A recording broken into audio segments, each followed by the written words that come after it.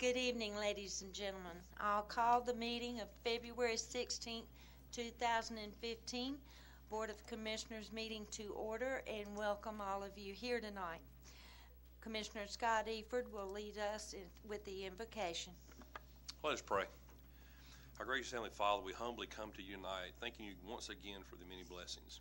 I pray, Lord, for our county. I pray, Lord, for the resources that we have. And I pray, Lord, for those who are sick in our communities and those who have lost loved ones in our communities. I pray, Lord, you just wrap your loving arms around them. Lord, I pray for each and every one here tonight. You'll just continue to bless them. I pray for our military and their families for the sacrifices they make. And tonight, Lord, I pray especially for the ones that are homeless and need shelter. You'll just provide that shelter for them and keep them warm. These things I ask in your precious holy name I pray. Amen. Let's stand for the pledge, please. I pledge allegiance to the flag of the United States of America and to the republic for which it stands, one nation, under God, indivisible, with liberty and justice for all.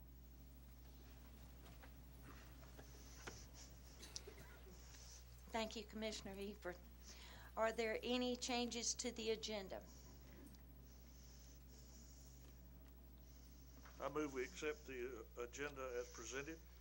We have a motion to accept the agenda as presented. Is there a second to the motion? Second. Commissioner Eford, second the motion. All those in favor say aye. Aye. Opposed, say no. Motion carries. This evening we have a proclamation recognizing Bethany Woods Nursing and Rehabilitation Center on their 40th year anniversary. Mr. Paul Stratus, EDC Director.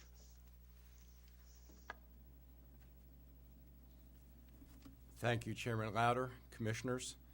We're pleased tonight to have a group of current and former administrators, medical directors, and employees from Bethany Woods Nursing and Rehabilitation Center to help us acknowledge and participate in the celebration of their 40th anniversary this month.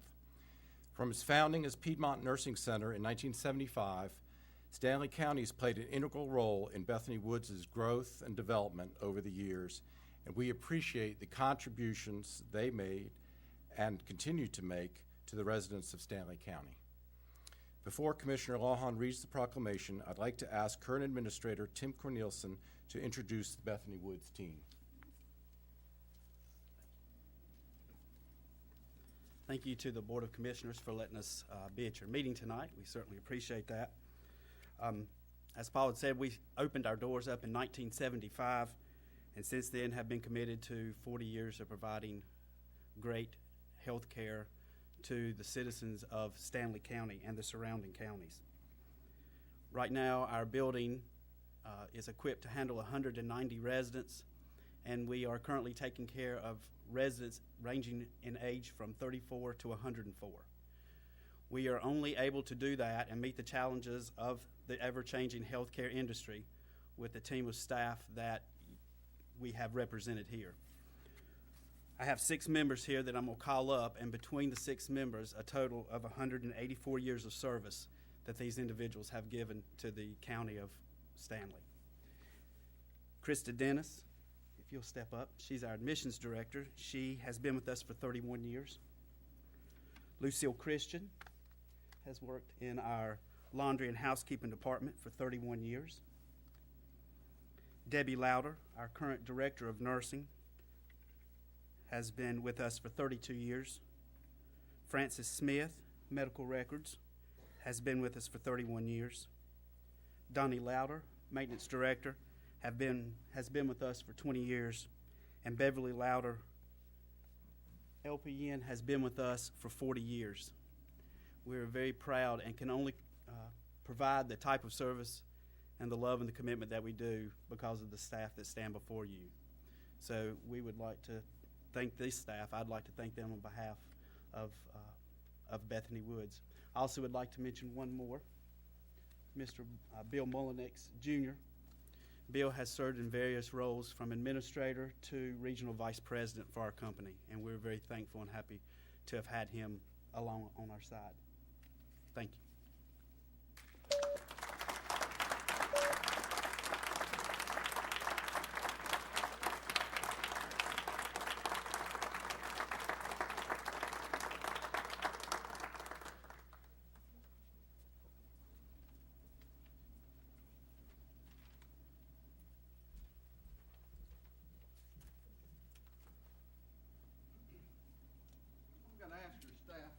come back up here, please.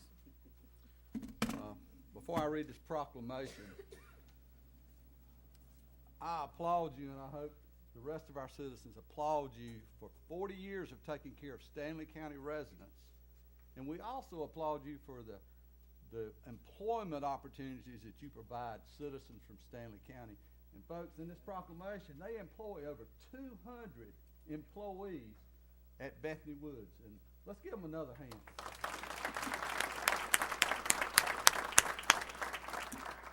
And now I'm going to take a minute. It'll probably take 20 minutes to read this proclamation, but I'm going to read it, and I hope everybody can hear this. It's a proclamation recognizing the 40-year anniversary of Bethany Woods Nursing and Rehabilitation Center, Incorporated. And 40 years is a long time. It's a real long time, and I hope y'all are around for at least another 240 years. Whereas the current 190-bed Bethany Woods Nursing and Rehabilitation Center was founded in February 1975 as the Piedmont Nursing Center through a dedicated effort by the Stanley County Board of Commissioners, the County Register of Deeds, the Director of the Department of Social Services, and many church leaders to replace the old Stanley County home. The County Commissioners signed a 20-year lease of the property to a group of ministers in High Point to help secure state approval for the new nursing home, and whereas in its early years, the organization was served by leaders such as Reverend C. Ben Smith, Miss Betty Tucker, Dr. Claude Parker, and continues to thrive after it was sold to Robert Hill Construction, Britt Haven, in the early 1990s. And whereas the county facilities facilitated the sale of 15 acres for addition of a new 60-bed unit to house the first secured Alzheimer's unit in Stanley County, which continues to meet the challenges of new technology advancements in health care and the changing needs of its patient. And whereas Bethany Woods was fortunate to have strong leadership from people like Dr. W. Davis Fort, a past chairman of the Stanley County Board of Commissioners, who served as a utilization review physician for Piedmont Nursing, Bethany Woods, for more than 30 years. Dr. Larry Jenkins, who served as a medical review physician for more than 30 years. Dr. George Lobby, first medical director. Ms. Vicki Almanfur, RN, first director of nursing, when the facility opened in 1975. Dr. John Gaskin, medical director. Dr. Eric Johnson, medical director. Dr. George Edens, admitting, attending, and advisory physician. Debbie Louder, RN, for more than 35 years, currently the medical director. Dr. Stephen Seltzer, and the current administrator, Tim Cornelison. And whereas the health and human service sector is an important driver of economic activity in Stanley County, and Bethany Woods Nursing and Rehabilitation Center, Incorporated, with over 200 employees, makes significant contributions to the local economy. The center is an outstanding corporate citizen that serves as a clinical training site for Stanley and Montgomery Community Colleges, certified nursing assistants, licensed nursing programs, and North Carolina's health occupation students, as well as the Stanley County Chamber of Commerce Leadership Stanley Program, the Albemarle Women's Club, and many others. Now, therefore, the Stanley County Board of Commissioners recognizes the 40th anniversary of Bethany Woods Nursing and Rehabilitation Center, Incorporated, and thanks current Administrator Tim Cornelison and his dedicated staff for their continued commitment to provide excellent care to the citizens of Stanley County. We wish you continued success in your endeavors in years to come. Proclaimed this 19th day of February 2015, signed by our Commission Chair Jan Louder and our Clerk Tyler Brummett. Congratulations. Thank you so much. Thank you. Thank y'all. Thank you.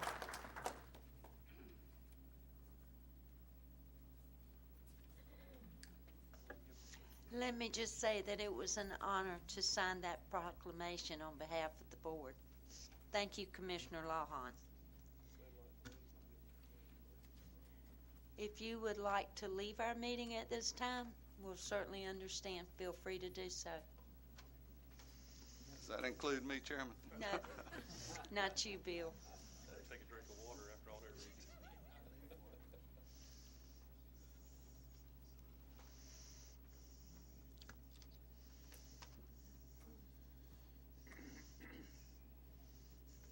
Leon's not leaving. Don't get nervous. The next order of business this evening is a resolution to support the display of the national motto, "In God We Trust," on the exterior of the Stanley County Courthouse. Representing the U.S. Motto Action Committee is Mr. Rick Lanier. Mr. Lanier. Good evening, Honorable Chairman and Commissioners. I want to thank you for placing the U.S. Motto Action Committee on your agenda tonight. It's my pleasure to come before you tonight, and this is an invitation to join the growing list of cities and counties that are voting yes to proudly and prominently display our national motto, "In God We Trust," in and on their governmental centers. My name is Rick Lanier, and I'm co-founder and vice chairman of the U.S. Motto Action Committee. I served as county commissioner in Davidson County, Lexington, North Carolina, from 1992 to 2002. In 2002, I led my board of commissioners to vote yes to display "In God We Trust" on the exterior of the governmental center. Soon after that, several other surrounding cities and counties joined us in doing the same. We formed the U.S. Motto Action Committee for the sole purpose to promote patriotism by encouraging elected officials to vote yes to display "In God We Trust" in and on their governmental buildings. Displaying the motto gives ceremonial honor to public occasions and expresses confidence in our society. These words have been used on our U.S. currency since 1864, and this inspiring slogan is engraved above the entrance of the U.S. Senate chamber, as well as above the Speaker's seat in the U.S. House of Representatives. On July the 30th, 1956, during the Dwight D. Eisenhower administration, the U.S. Congress adopted In God We Trust as the official national motto of the United States of America. Thus displaying our motto is a legal right protected by the First Amendment. On November the 1st, 2011, the U.S. House of Representatives voted overwhelmingly 396 to 9 to reaffirm "In God We Trust" as our nation's motto. Congressman Randy Forbes of Virginia sponsored the resolution in part because some have mistakenly stated that "E pluribus unum" is our national motto. Most importantly, the resolution specifically encourages the placement of the motto in and on all governmental buildings, from courthouses to school classrooms. A recent survey shows that 87% of all Americans still support the display of our national motto. This is our country's identity, ladies and gentlemen. Just as my last name is Lanier, yours, I'm going to probably pronounce it wrong, Asciutto, and Commissioner Lawhorn, Commissioner Dennis, Commissioner Louder, Commissioner Eford, and Commissioner McIntyre, Commissioner Burleson. This is our identity. While we would not shadow or leave in the shadows our name, this is our identity as our country. I like what Ronald Reagan said, we're a shining city on a hill. Why did he say that? Because it reminds us of who we are. We're hope. I like honoring folks like this nursing home tonight. Those years of service, that's to be respected. Our motto is "Be respected and proudly displayed" on our buildings. In times of both war and peace, these words have been a profound source of strength and guidance to many generations of Americans. As a grassroots patriotic movement, the U.S. Motto Action Committee stands on solid legal ground. Since Davidson County paved the way, not one legal challenge has been raised against any city or county that has voted yes. This includes Thomasville City, Yadkin County, Rowan County, Iredell County, Davie County, town of Walberg, town of Denton, Cleveland County, Gaston County. Just this past Monday night, trudging home in about 3 hours of bad weather. They didn't call theirs off, but I'm glad that y'all did, because I'd like to have not made it home the other night. But at any rate, down in Union County, and we're scheduled to go before several others in the next few weeks. As This is an effort that is legal, and there's nothing to challenge. 100% of all the cost comes from private donations. We're very pleased to announce that we're having overwhelming success of other counties and municipalities voting yes and rightfully displaying our U.S. motto on the governmental building. Elected officials like you are showing a commitment to the values that this country was founded upon. And I want to thank you in advance for voting yes, and I'll be glad to answer any questions that you might have at this time. Excuse me for that. I Mr. thought Lanier. I bumped No, it something was with my me. foot here. Thank you, Mr. Lanier. Thank you. Commissioners, do any of you have any questions or comments of Mr. Lanier? All right.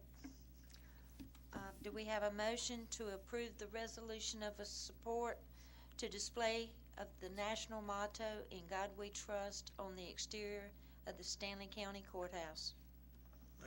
Madam Chair, I move we approve the resolution in support of the display of our national motto. I think it's time we took our country back. Thank you, Commissioner. Is there a second to that? I'll second that, Madam Chair. Commissioner Lawhon seconds. All those in favor say aye. Opposed, say no. The motion carries by unanimous decision. Thank you so much, Thank Commissioners. you.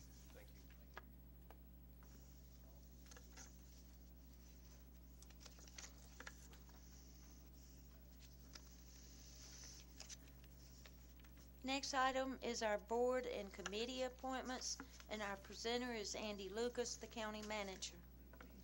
Thank you, Madam Chair, members of the board. In your packet, you have a request for an appointment, or actually two appointments to the Airport Authority Board. You have an email from the Airport Authority requesting the reappointment of Mr. Scott Booth and Mr. Michael Harwood. Their terms both expire on March 31st, 2015. So that letter's in there, as well as other applications that we may have received for this board. But the actual Airport Authority themselves has requested the reappointment of those two members. And so that is for your consideration this evening. I'll be more than happy to answer any questions.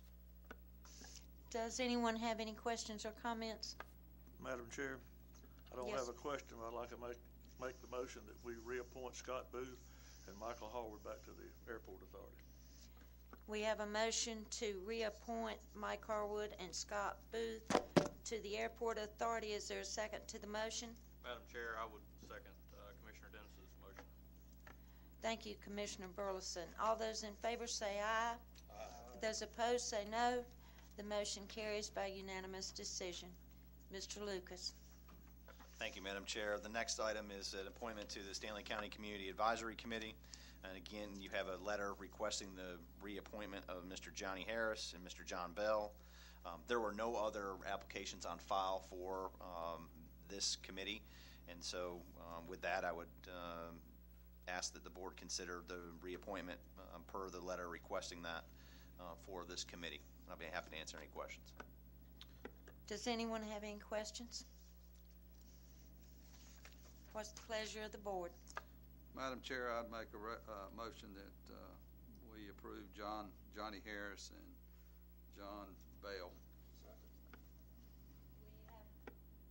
Excuse me, we have a motion by Commissioner Lawhon, a second by Commissioner Dennis. All those in favor say aye. Those opposed say no.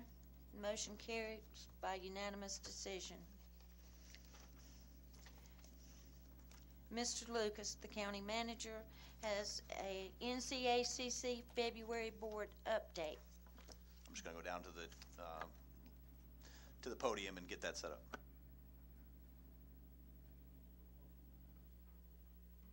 The NCACC, for those of you that may not know, is the North Carolina Association of County Commissioners.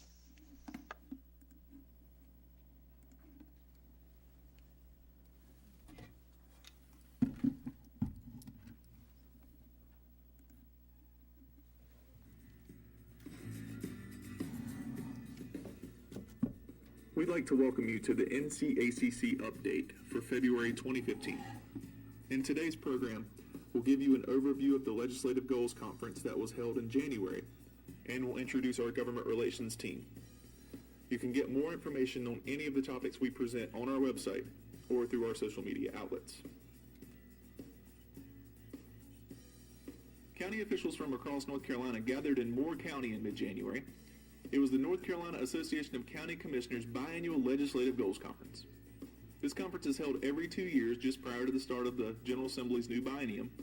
It is the culmination of a months-long process that began in summer to determine the county's legislative agenda. This year, 70 counties submitted more than 300 proposals for consideration. The list was narrowed as the goals were reviewed by the NCACC steering committees, the Legislative Goals Committee, and finally by the Board of Directors. The conference began with an information session on Thursday morning. This session was designed to help commissioners have a better understanding of the current legislative environment. Joe Stewart, the Executive Director for the North Carolina Free Enterprise Foundation, reviewed the results of the 2014 state elections and what their impacts would be on the legislature. Our own Rebecca Troutman, the NCACC's Intergovernmental Relations Director, reviewed the status of the current year's state budget and how that will impact decisions made at the legislature this year. We just got our January collections in, that distribution from the state. And remember, that really reflects sales that happened 3 months ago. So we're not really seeing all the kick-in from the holiday sales yet.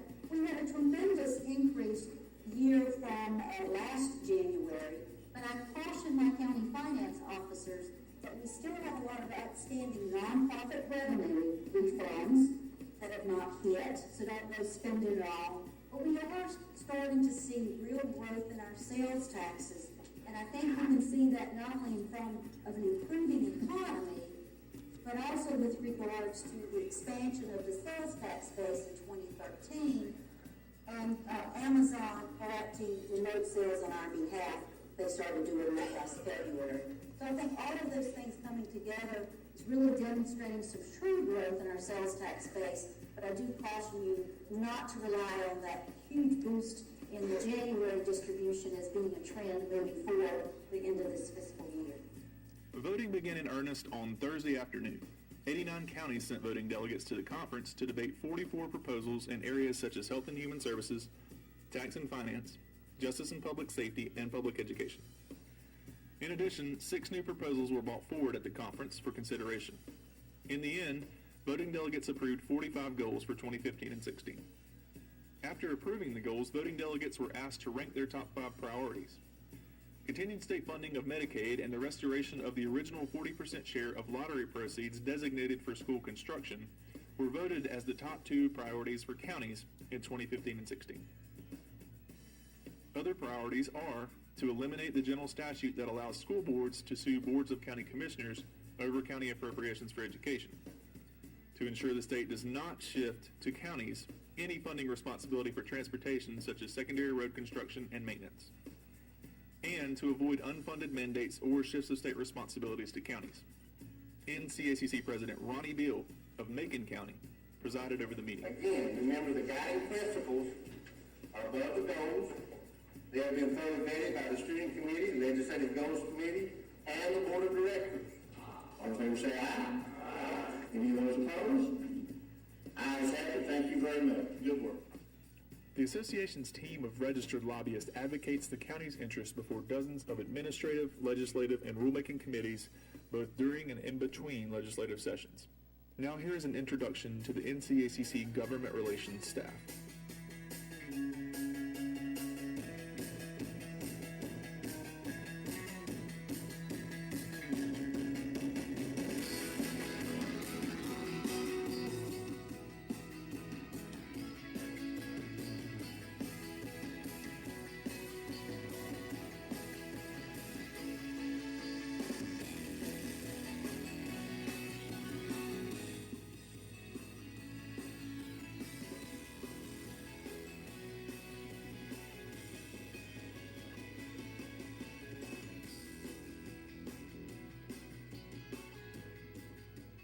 Joining us for this NCACC update. For more information on any of the items discussed in this program, visit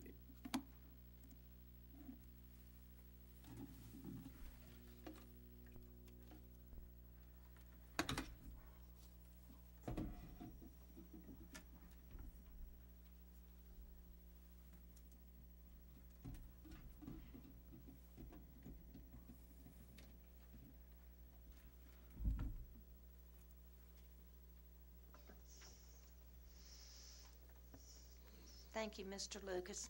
That was for information. There's no action required of the board on this video.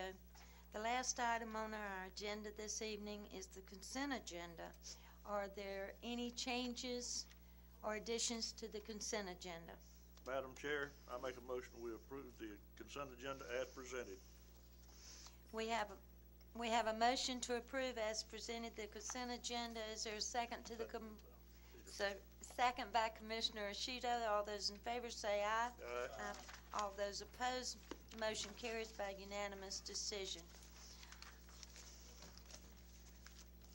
Ladies and gentlemen, this is the public comment section, and there are quite a number of you here tonight. Not many of you signed up. So if you didn't sign up and you would like to speak, please feel free to do so. We're here to hear your thoughts and your comments. The first gentleman to sign this evening was Mr. John Mullis. Would you like to come forward? Thank you. Hope you folks will forgive me. I almost have laryngitis, so just in case I can't get it out,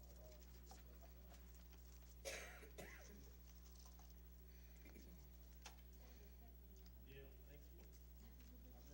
If that don't work, that's a little stronger. Well, I was gonna see what Tony was gonna do about that. Well, if I'd have known you had a bad throat, I could have brought you some.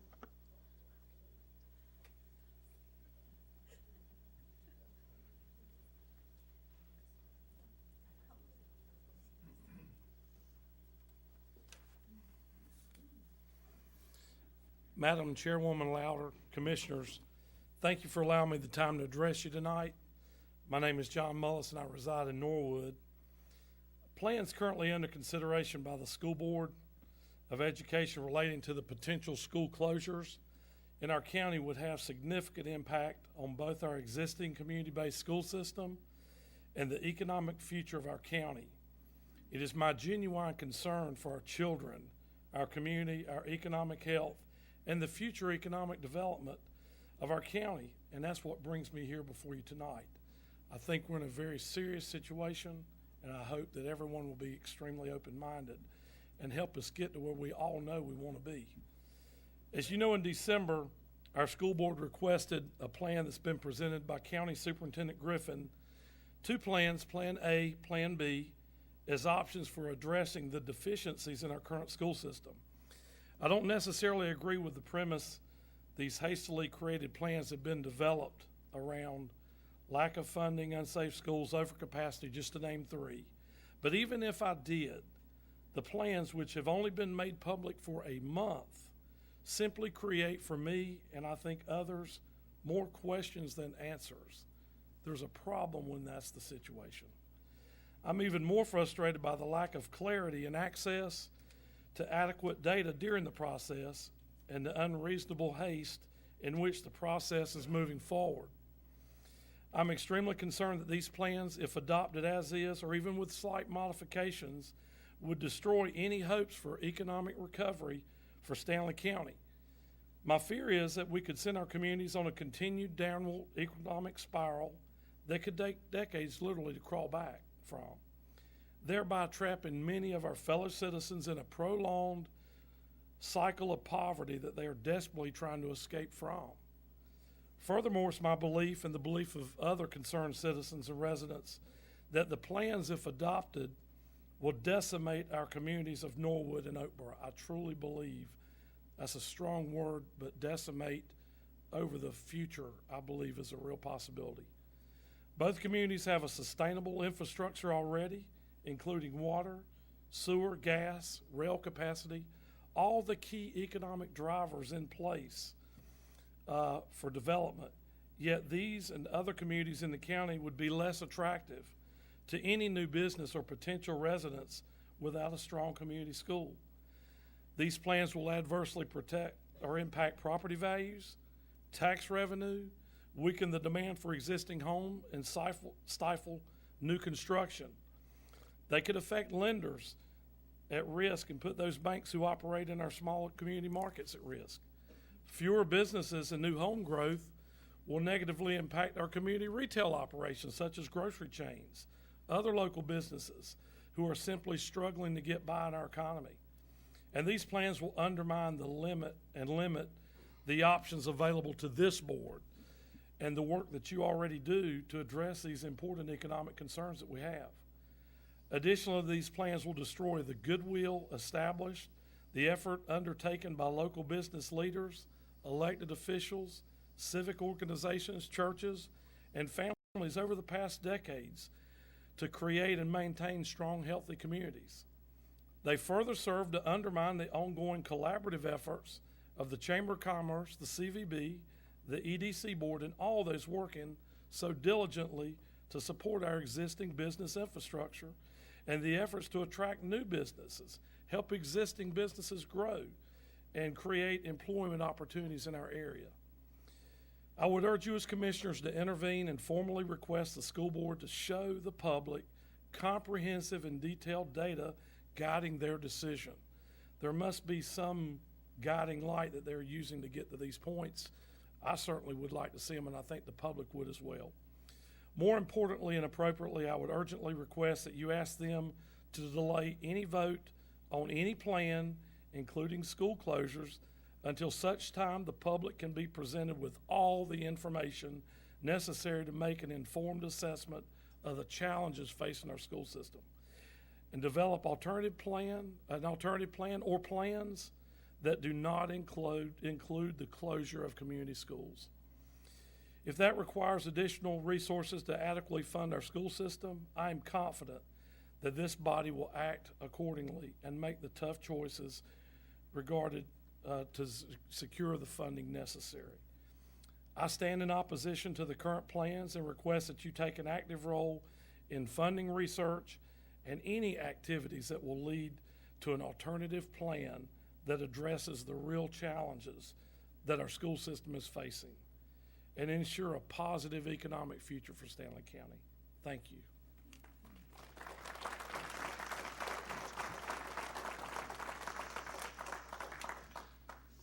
Thank you, Mr. Mullis. Mr. Alex Laws, would you come forward? Excuse me, miss. That's a common mistake. Madam Chair and members of the board, I'm here this evening as a parent with 2 children in the Stanley County Schools, a resident, a taxpayer, and a registered voter.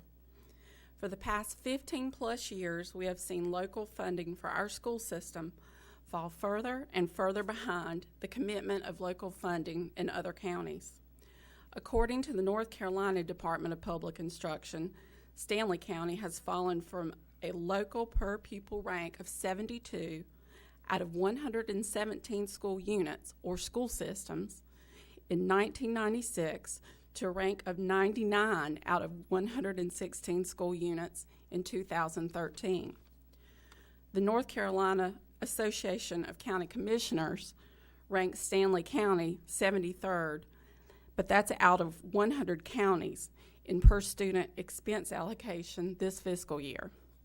Neither of these rankings changes the fact that when translated to dollars, our schools are underfunded.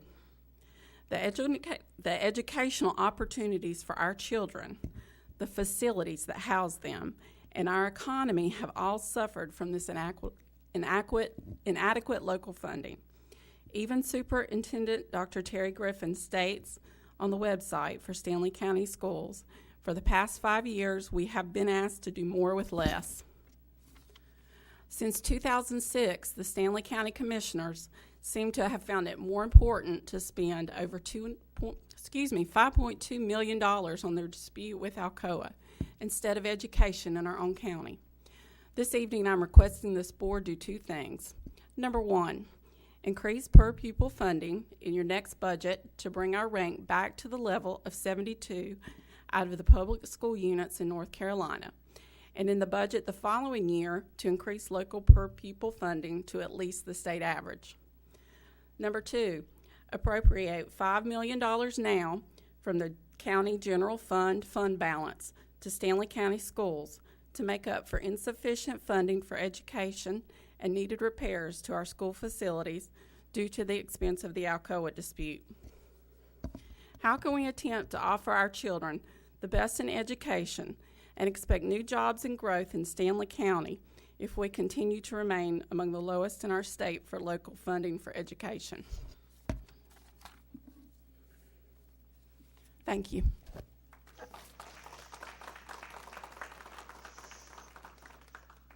Thank you, Ms. Sloss. Mr. Melvin Poole.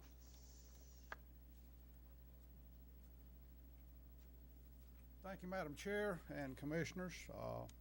And I can say from the bottom of my heart, I appreciate your public service. It's not an easy job sometimes. You guys are sort of getting stuck on the tar baby here through no fault of your own in this situation. I'd like to commend previous commissioner boards. You have worked well with the school system. I'd like to stand here and just point out something. I had the great privilege of serving on a board. Actually, I had the privilege of chairing the board that passed the only bond in this county that's been passed in almost 50 years of time frame in this county. No magic to it. We just put our plan on the ballot and the people supported it.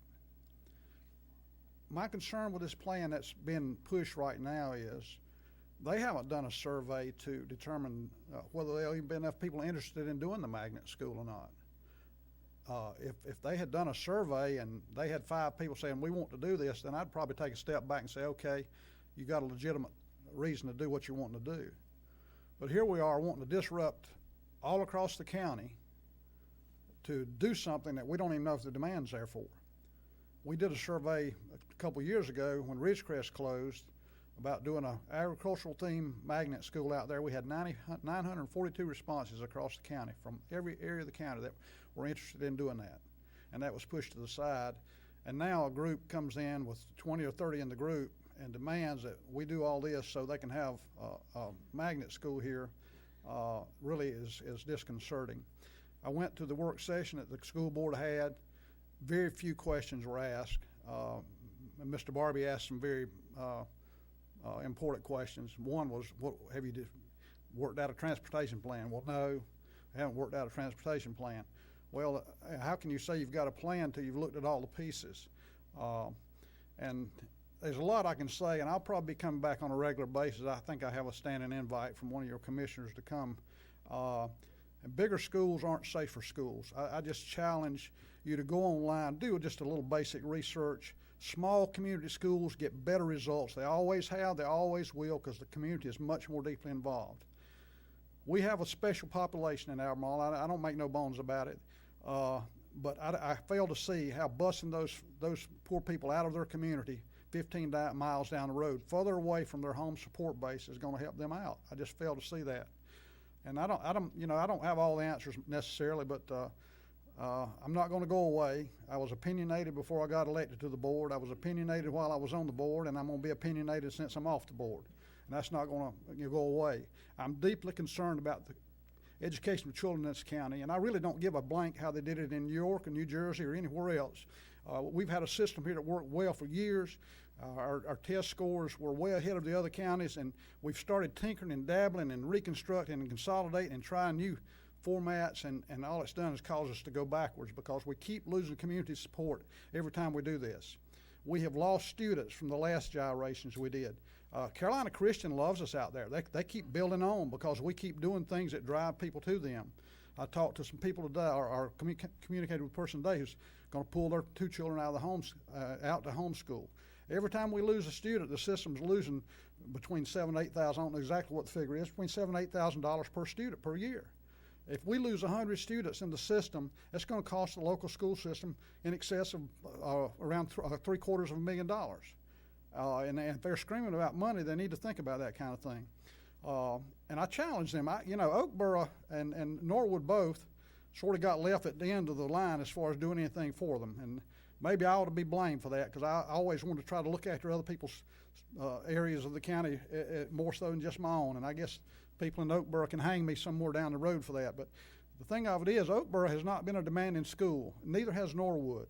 The communities have pitched in, done a lot of work, and I appreciate that deeply. It really epitomizes what a community school is all about. And they'll pitch in again if that's the case that's needed. But I fall somewhere between these two back here. I'm not going to blame the commissioners for the funding necessarily when I sat there and watched a lot of crazy things be done by a school board. You know, spending $250,000 dragging mobiles out. And people want to talk about safety.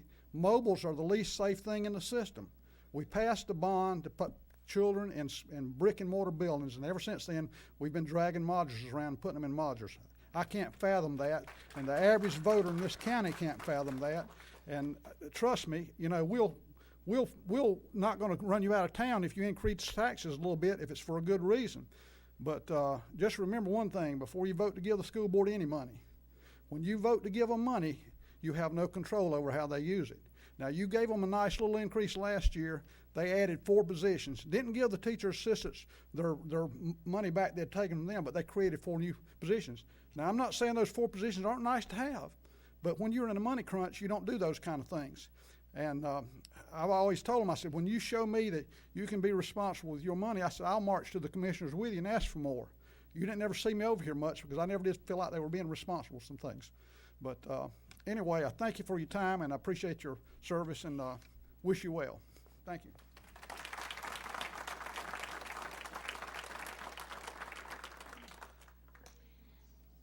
Is there anyone else who chooses to speak tonight? Yes. Come forward and state your name, please. Thank you, Madam Chair, members of the commission. My name is, forgive me, I didn't plan on speaking tonight, but if the opportunity was there, I thought I would take it. My name is John Edwards. I am born just across the street 43 years ago, live in Oakburn, North Carolina, proud parent of Trip Edwards, John Ellis Edwards III, first grader at Oakburn, A student, and a lovely daughter that will be attending preschool and hopefully headed to Oakburn in the near future. I don't have a lot of stats because I didn't plan to talk tonight, but a little bit about myself is I own a real estate title company in Charlotte, North Carolina. I'm an underwriter for Old Republic, Stewart Title, and First American Title. I work with real estate attorneys throughout the state of North Carolina, Virginia, and South Carolina. And I'm fully aware of property values and taxes and property taxes and what schools mean to the real estate market and to property values. A good case in study, recently Union County redistricted Marvin, Weddington, Sun Valley, Forest Hills, Monroe, Parkwood, I believe, was included in that. And it was a boom for my business because you wouldn't have believed the way the sales went up inside of Marvin and went down at Sun Valley. And for anybody to think that this doesn't affect property values, they're fooling themselves. They haven't done the studies because communities like Charlotte may have more businesses, bigger airports, not necessarily better, but bigger. But towns like Oakboro, what we have is our community school, and we have our children in a close-knit community. And the idea of my wife, who actually owns a business here in Albemarle, taking my child to Indy, and then a few years later dropping my youngest one off at Indy, and then driving my oldest one to Norwood to middle school, seems like a hard deal because I certainly wouldn't put them on a bus that long. I'm all for education and better education. I was an alumni of Oakboro, a graduate of West Stanley, graduate of the University of University of Oklahoma. Spent 5 years there and 10 years in Dallas, Texas. Chose to came back to Stanley County to raise my family, and have been happy that I've done that so far. The issues with these plans are simple. Obviously, the people of Oakboro don't want to see our school closed. We want to see better education. We'd like to see that at the community level in Oakboro. If that means a little higher taxes for me, I'm all for it. Of course, my vote won't swing the vote, but I certainly am. I can tell you from running the tax reports on the different properties, Stanley County's pretty low, and I know you guys are all aware of that. It may be time to raise the money. The issue I have with the plans, and I've been at every meeting, has been we got plan A or B, and I'm looking for a plan that keeps them open. I keep hearing about being more efficient. what about a plan to raise the money or have a higher budget to keep our community schools, it's particularly the elementary schools, open? High schools, I'd like to see them all open, and I'm all for magnet school. If we have a magnet school that's based on quality, that's based on higher learning, I'll want my child to be in that. I will want them in that, both of them, but not at the expense of losing their elementary school to do it. So from that standpoint, the only other thing I have questions is obviously the people of Norwood, the people of Oakboro, and the people that attend South Stanley High School are concerned. It's our schools that are up to be closed or shuttered. And for any of you guys that drive from Charlotte like me, every day I pass Bethel School up there on 2427, and I cringe to think if Oakboro will look like that 10 years from now. So take a look at that school. Our schools are on the block. I'm not hearing a lot from my friends in Stanfield or Locust or Indy for that matter. The truth is, this is going to affect their schools. What happens to Stanfield when 250 kids from Oakboro go into that classroom? Are we all of a sudden going to have better classes and more better facilities and better teachers with bigger classrooms with more people in it? And quite honestly, I understand that the numbers of Oakboro are down over 10 years, but I challenge you to look a little closer at that list. I got to speak with one of the school board members after the meeting, and it is down about 67 students over 10 years. But if you look at the next year on that list, 2005-06, the number is exactly the same 9 years later. And that's with the redistricting of Oakboro Elementary, moving some kids from the Big Lick, Liberty Hill, Big Lick, Stanfield Road out of Oakboro School. So my thought is that if they were still back at Oakboro School, we'd probably be bigger than we were 9 years ago, not smaller. To do something quick like this is irresponsible. I understand this board may have a good idea of all the challenges and all of the things that go into this, but the communities do not. I've been at every meeting and I still have questions and don't understand the plan completely. I'd say put together a complete plan that shows us the new schools, the money spent to upkeep them. What are our students going to benefit? What are the kids from Oakboro going to benefit by going to Stanfield, Indy, or Aquadale, for that matter? You know, what are those schools what are going to be their challenges to house the new students? Where the money's going to come from that? How many teachers are going to lose their jobs?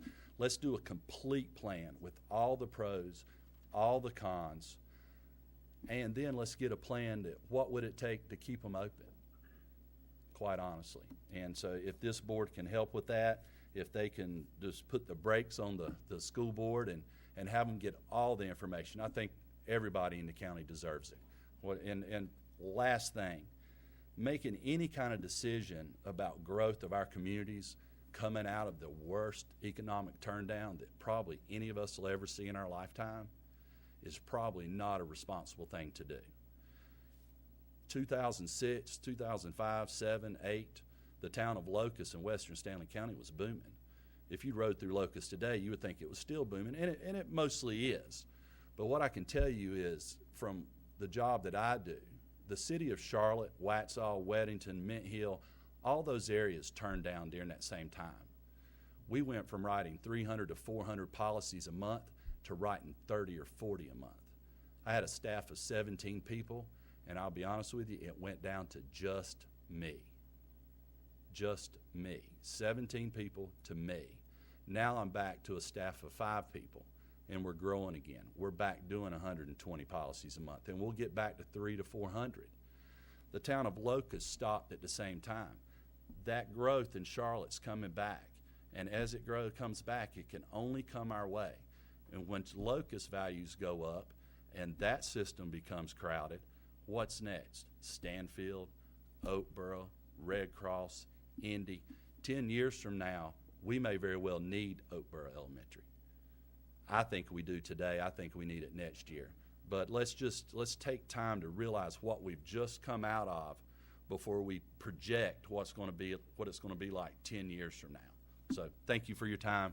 I appreciate you. Thank you.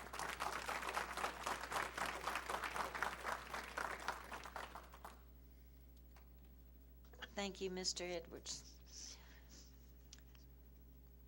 someone else, please come forward and state your name. Thank you, Commissioners and Madam Chairman. My name is Shannon Bird. I was not planning on speaking this evening, but I would like to recognize some of the students that are here, and most that I know are from South Stanley. I don't know if there's more in the back, but I'm glad to see them here and to see how this whole process works and to know that they're here to ask you guys for your help, to stand up for their school, to keep their school. And what can we do as students? What can they do? And how can they incorporate themselves with this? Because they are the primary stakeholders in this. And 2 of them are my children. And the rest of them, I claim as kids too. Stand up, kids. And I volunteer at the school on Fridays. I'm in that school at South Stanley High School on Fridays, at South Stanley Middle School on Thursday mornings with FCA.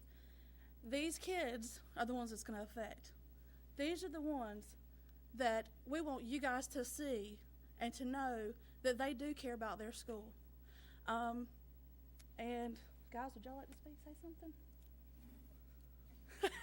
They're a little shy, they're new at this, but I'm proud of them for being here. Good job, guys. And as far as the funding goes and the monies, I would like to ask if we have a grant writer in Stanley County as well. I'm aware that there's other grant writers in other counties that specifically write grants to get monies for the education system. And if we do have that grant writer, are they writing grants? Are they looking for money other than just what we have? Because there is grant money out there. And there is, I don't have another copy, but this is from the NC Partner Sought for Rural and Innovative Schools Grant Implementation. It's $16.5 million that's out there. The deadline for this application, though, is tomorrow. But just through my own research and finding things and other people bringing this to my attention, there are grants out there for different monies that are available. So those are my requests, and thank you so much for letting us be here tonight. Thank you. Good evening, Madam Chair, Commissioners.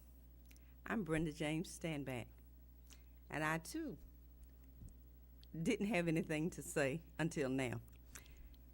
I have what I think is a simple request, and it's just that we quit playing politics on all of these boards and get back to the business of being parents and concerned citizens. I don't have children in the school system anymore. However, I am concerned about each and every one of these children and the closing of the schools. I have a big problem with us having 15 schools that got a C on the report card. Now, how is closing the schools and shifting all of these other kids to these schools that are already having a grade of a C? That's nothing to brag on. And I don't see how transporting all of these other kids are going to bring those scores up. I think we need to focus on what the problem is, because there is a serious problem. I think we have, about 20 schools in Stanley County, and 15 got a C?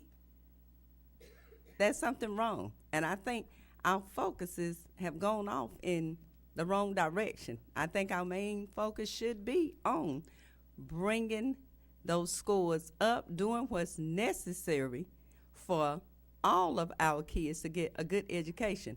I don't see moving those kids there. That's going to just bring the scores down even further, because first of all, if I had to ride 15 miles to school, my mind would be completely blank by the time I got there. And I don't think that's going to be healthy for anybody, not only the students but the teachers, because the teachers are going to have to deal with those issues. So let's just focus on doing away with the politics, because I think it has a lot to do with it. I've been in politics before with my husband and continue to try to keep up, but I want us to just do away with it. Thank you.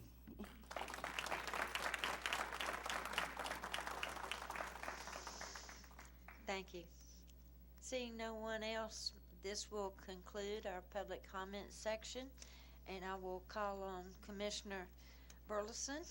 Would you like to have anything to say? I'd just like to thank everyone for attending tonight. It would be good to see more folks at our meeting so that we can hear from you on a monthly basis. Thank you. Madam Chair, I'd just like to say thank you also. And it's going to be cold tonight. First of all, make sure your pets got good, clean, fresh water, and make sure, check on the elderly. We're a community that care about each other. This shows it tonight by you guys being here. So let's check on each other and keep each other in their prayers. Thank you, Madam Chair. Commissioner Shida? I just want to thank everybody for being out, and I know this is a very emotional issue and very tough, and just give you all a little history from the past few years since I've been county commissioner. Honestly, this county has a tough time wanting to pay more taxes, and it boils down to money, some of these decisions.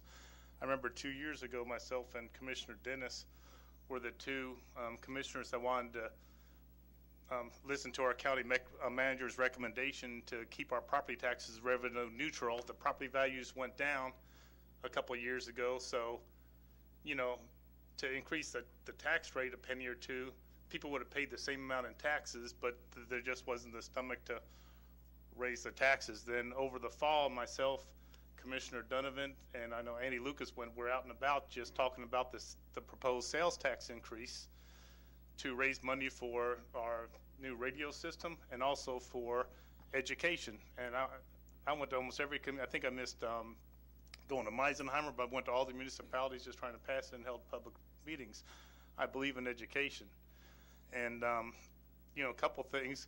Y'all saw the video of the county commissioner meeting. I attended that on behalf of the county commissioners, and this year the number 2 item that you saw on there was to restore the lottery money, and I get questions about where's the lottery money going. And last year that was the number 1 issue that the counties across the state wanted, was for the North Carolina legislature to restore the lottery funds. Last year there was a group of legislatures from Raleigh who were proposing a bill to restore more money to counties from the legislative fund, and we sent by unanimous vote, we sent a resolution to Legislature Burr back there to support that, and he didn't, and that is costing us, since they've diverted the funds for other money from lottery, that has cost Stanley County $500,000 a year over the last 5 or 6 years. So that's $3 million that we had projected to get for lottery funds toward construction of schools. Now, last year I did that tour, and I know some people don't like what I said about the condition of Norwood School. And just to let you know, when I talk about the condition of the school, it's got nothing to do with the people working inside the school. It's talking about the facilities themselves. And, that's not something I just started talking about. I started talking about that last year. If we're going to continue to have community schools, we owe it to our children to put money into those schools to make them safe, not only from a physical point of view, but also from a indoor air quality point of view. You have to have those schools safe. And like I said, if they decide to keep this, and it's the school board's decision on what they're going to do, but if they decide to keep those schools open, y'all need to come to us for more money to fix the schools. And like I said, I've said it before, I would be the first one out there trying to get a bond passed or whatever if that's the way the community wants to go. Because like I said, we just, I think about going, and please don't get mad at me when I say this, but I hear about these schools bring economic growth, and I would like to see a businessman from Charlotte come in and walk into that gymatorium in Norwood and say, hey, this is great, I'm going to move my business here because you guys put a lot of money into your schools, when in fact, that gymatorium is just not in the best shape, and you have a safety issue with the kids in that middle building. No one wants to be another Sandy Hook, and that concerns me when I go on the school tours and the teachers are supposed to lock down doors in classrooms, and you have a whole building where there are no walls really and no doors to lock down.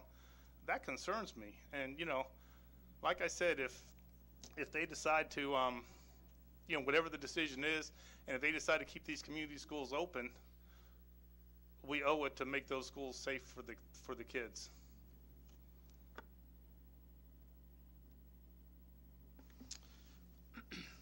I echo what several commissioners have said.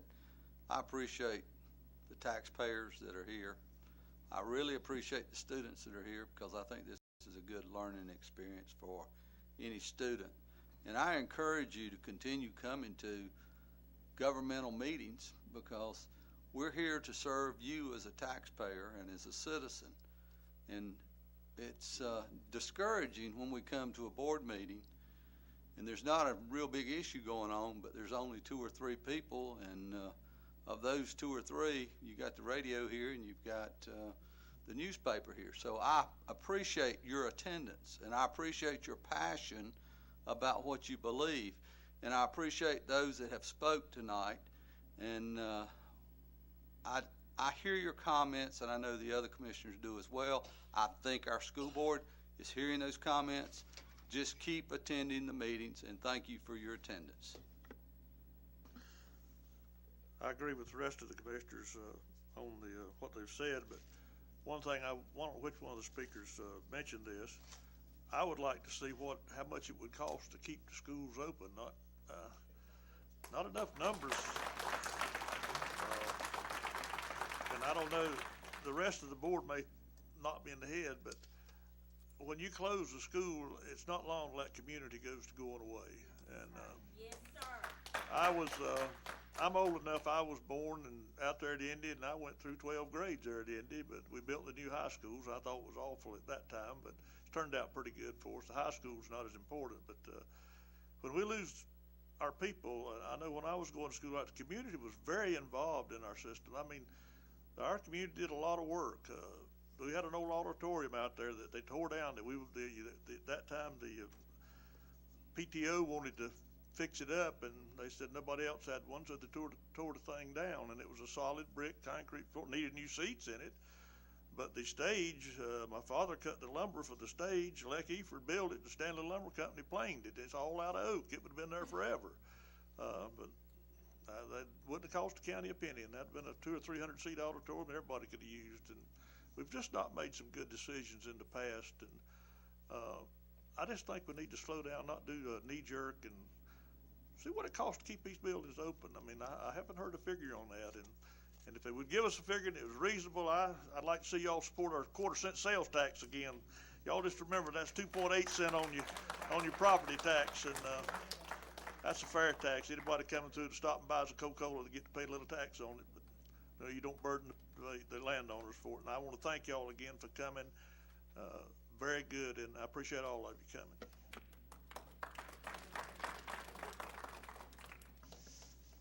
Representative Justin Burr is with us tonight, and I want to thank you for coming and attending our meeting this evening. I want to thank all of you for your comments. I'm sure that we will all be talking to more of you quite more often than once. To the young people, you're the best looking crowd we've had up here, and I'd like to see you come back again too. Do I have a motion to adjourn? Motion to adjourn. Is there a second? We have a second. Commissioner Eford. All those in favor say aye. Aye. This meeting is adjourned.